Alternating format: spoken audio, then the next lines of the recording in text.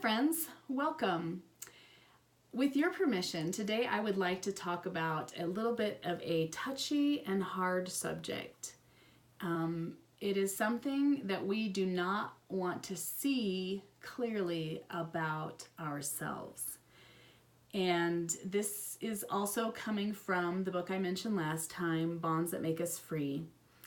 And I am making slow progress listening to this book because I have to keep rewinding and listening again and making sure I understand things. And then I wanted to pull things out to kind of make a simplified bullet point presentation, because I feel like this subject is critical for our day. This book was written back in 2001. And boy, does the world look different than it did in 2001. I can hardly believe how different it is. So today we're going to talk about being a victim. So if you're not comfortable, walk away now. If you think you can handle it, stick around. He is careful in his book to make the distinction between being victimized by a real victimizer and perpetuating your own victimhood, needing that victimization to continue living your life. And so even though you may be victimized, you do not have to become a victim for the rest of your life. So there is that distinction. Get that out of the way right away. But how many people do you know in your life, or do you know, this is yourself, who have made being a victim an art form? Like they have got this down. Like there is no good that is ever going to come to their life because they are a victim. And you can see even very successful people can also be victims who have a lot of money, because once you start seeing the world through a victim lens, now I'm starting to see everybody as wanting to take advantage of me.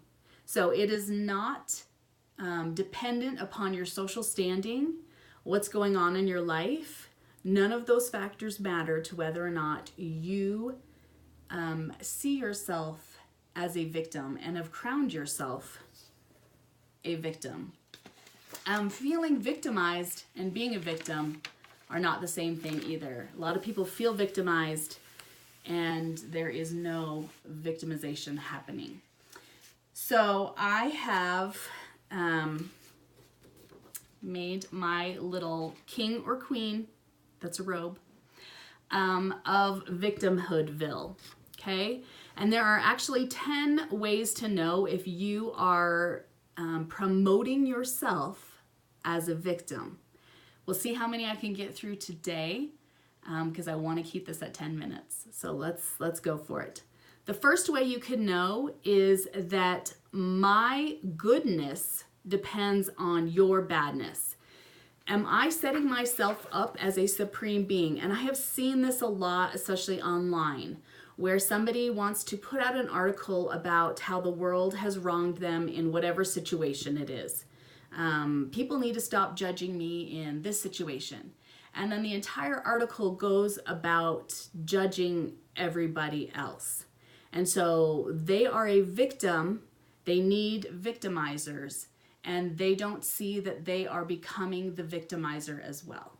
So, like I said, I see this in every facet online. It's getting worse and worse. And then also, we start treating them worse because we now see them as this monster. And it's really not anything that they have done that is making us treat them like this. It is how we start treating them that perpetuates this. Because in order for me to be a good person, they have to be bad. And I have to keep convincing myself that they're the bad person. And then I therefore treat them badly. So again, we see that it is okay for me to hate you because you hate. No, it's not. Okay, number 2. Do you have a list of reasons why somebody is undeserving of kindness? I know you do. I have a list. Do you have a list? Let's admit it right now. All these things that are running through your mind of why this person does not deserve kindness. Now, where you get yourself in trouble is when they actually do something good and you have to deny it. So have you ever found yourself getting angry that somebody does something good? Well, it's because it's rocking your world. They can't be a monster if they are doing something good for you or good in the world. And so you have to immediately turn that into something bad. Turn that into you're just doing this for whatever and you're still a terrible person. Okay? So you're setting yourself up in this world where you can't be wrong. Because if you're wrong, you feel bad. Are you happy in others' defeat? This comes with envy. Do you see somebody who has it all or is Mr. Know-It-All or Mrs. Know-It-All and you have criticized, you've got this running list, and when you find out that something that they did failed, their marriage failed, their business failed, their idea failed, whatever it was, you get a pang of joy because now you can now justify that list that you have made. See, I knew they were undeserving all along, and now I get to watch their defeat. So do you celebrate others' defeat? Number 5, do you avoid responsibility? Part of being a victim is being able to say, I don't have to do certain things. I don't have to be a certain way because I'm a victim. And so really this serves you, the payment for this is not having to take responsibility for things. We only do things like make ourselves a victim when it serves us. We have to be getting something out of it in order to want to keep that going. Okay, number 6, do you exaggerate the destructiveness of others or your helplessness in this matter? Are you exaggerating that? Number 7, do you refuse easement? If somebody offers to make you feel better, you don't want it because you want to live this low, angry, resentful bitterness. You can't let that go, okay? Do you see heartless victimizers everywhere? I mean, is that what you're seeing in the world? Number 9, you don't acknowledge the mistreatment that you yourself make in others. I just did this the other day. I was thinking, how could this person be doing this? And then I realized, oh, I bet somebody could say that about me. So are you void of that ability to self-reflect and see that you are just as victimizing as you think somebody else is victimizing you? Like you're just as annoying as somebody else is annoying to you. And number 10, are you willing to abuse your own children in order to prove a point? That one is a scary one to admit. Or if you want to prove that somebody is a horrible person that leaves your kids out and then you purposely put them in a situation so that can be seen by others that this person is evil, you have been the victimizer to your own children in trying to show somebody else being a victimizer. Okay? I drew a couple of papers here trying to visualize all of this. And let's see if we can get this to make sense. So here I am. Here you are. And you are seeing these other people out here and they are putting these threatful things out to you. These threats that you feel that you need to defend or respond to. What you don't realize when you put that shield up and you start firing back your own accusations, that these are not real threats. You perceive them as real threats, but they are not. There's real fear coming behind that. You genuinely fear these threats, and so you put out your own accusations, and you start thinking of these people as monsters and the enemy. And what happens when you put out these accusations like that, you start mistreating others, and you become the monster that you thought they were. Okay? It's hard to take. We've all done it. If you think you haven't, look again. I assure you, you have. And in this, we start withholding kindness because they're not deserving of the kindness. And that blows up our theory and the way we see the world if we start being able to treat with kindness. What the problem is that when you have made those other people monsters and the enemy in your mind, and then you have an ongoing relationship with this person, and maybe you do try to do something nice and they don't receive it with gratitude. Well, it's because you've already got this dance in motion. Just because you're saying something else doesn't mean that they don't know the accusation that comes with that, okay?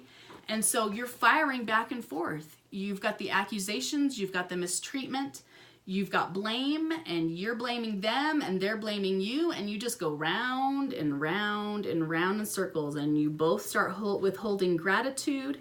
And what happens if nobody breaks this cycle? We see violence of thought that then leads to violence of action. And in our world right now, we see so many victims and victimizers. And what do we see increasing every day of our lives? Violence of thought. Just go on the internet for 5 seconds and you can see violence of thought that are also violence of the threat of action. And then we can see the violence happening because of people's perceived victimhood and victimization. You can get this for somebody else. You can start mistreating people because you feel like those set of people are mistreating other people. Okay? Yeah, we see that a lot too. So what's the answer? We're going to go on 12 minutes. I don't want to leave you hanging. You have to soften your accusations. You have to accept the efforts of others. They are flawed efforts. They may be doing something unkindly. They probably don't even know it. And you just might be perceiving it wrongly. You just have to, you're both on a different page and you think you're on the same page and you're really not. And then you need to let go of an accusing attitude. That can't be your initial response when something doesn't go your way, to start accusing. When you can do this, you can see the truth. And the pivotal point of this whole thing is he brought in some quotes by C.S. Lewis. I can't remember the name of the book that he wrote these in, but thinking about going to heaven. And if we can't get this accusing attitude fixed now, do you know what's going to happen when we go to heaven? And we see people who we thought were monsters guiding us around heaven and leading us along. We're going to get mad. That accusing nature is not going to go away. And we're going to start seeing heaven as the good old boys club, the establishment. Only people who have the in get to do things because I have been the one who's been doing all this work this whole time. And can you imagine? Can you see yourself thinking of heaven that way? Oh my gosh. Total eye-opener. I've always believed you go exactly where you want to go in heaven and where you're most comfortable, but that little extra piece made me realize how important it is to get this stuff figured out here on this life. I don't want to be figuring this out in the next life. I don't want to be wasting my time trying to figure out how to not see everybody as a monster and how to see myself as a victim. Seeing yourself as a victim is a choice. It's always a choice. And if you want a modern day example of that, I look to Elizabeth Smart, and she was victimized, but she is not a victim, and she does not portray herself as a victim. So it is your choice. Are you living your life as a victim? Are you doing those 10 things? And how can you be aware? That's first step right now. Start being aware. Start seeing it everywhere you go and seeing if you can make different choices. So I know that was fast, but I hope that helped. Thanks for watching. Bye.